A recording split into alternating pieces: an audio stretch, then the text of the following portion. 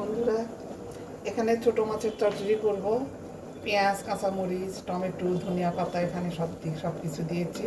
এখন গুঁড়া মশলাগুলো এখানে দিয়ে দিব। গুঁড়া মশলা সব দিয়ে দিলাম, এখন মেখে দিব।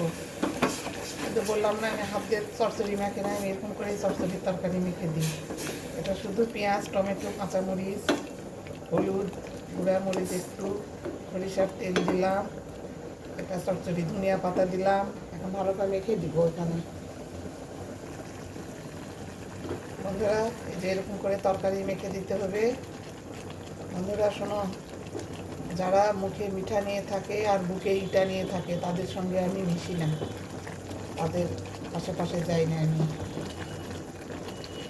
এখন যে যা মনে করে করুন।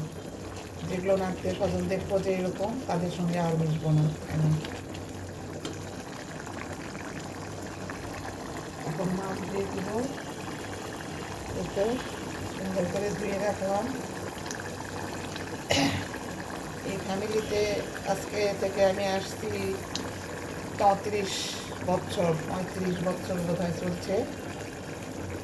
এ যাবৎ সবাই আমাকে এতই জ্বালান জ্বালাচ্ছে, তা বলার শেষ নেই। মুখে মিঠা, বুকের মধ্যে ইটা নিয়ে যারা থাকবে, আমি তো সেটাই স্পষ্ট বুঝতে পারি। তাদের সঙ্গে আমার কোনো সম্পর্ক আর থাকবে না। এই তো বন্ধুরা, মাছ দিয়ে দিলাম।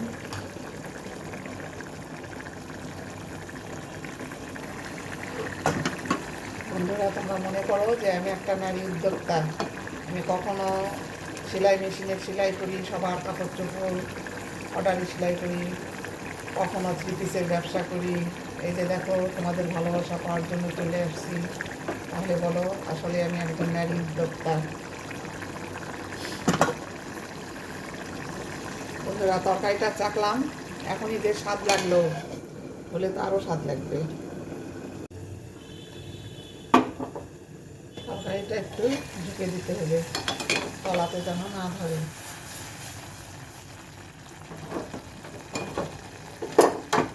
একটু পানি আছে, আর একটু হবে। যেটুকু পানি আছে একটু আস্তে আস্তে এটা আর একটু শুকিয়ে নিতে হবে।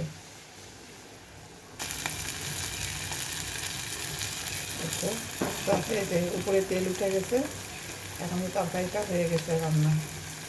বন্ধুরা দেখো, কত সুন্দর একদম তেল গড়া চচ্চড়ি। এরকম করে তোমরা রান্না করে খাবে। যাই হোক, আমাকে লাইক, কমেন্ট, সাবস্ক্রাইব করবে। আজকে এরকম এইগুলো রান্না করলাম। বন্ধুরা, তোমাদের ভালোবাসা চাই, অবশ্যই আমার পাশে তোমরা থেকো।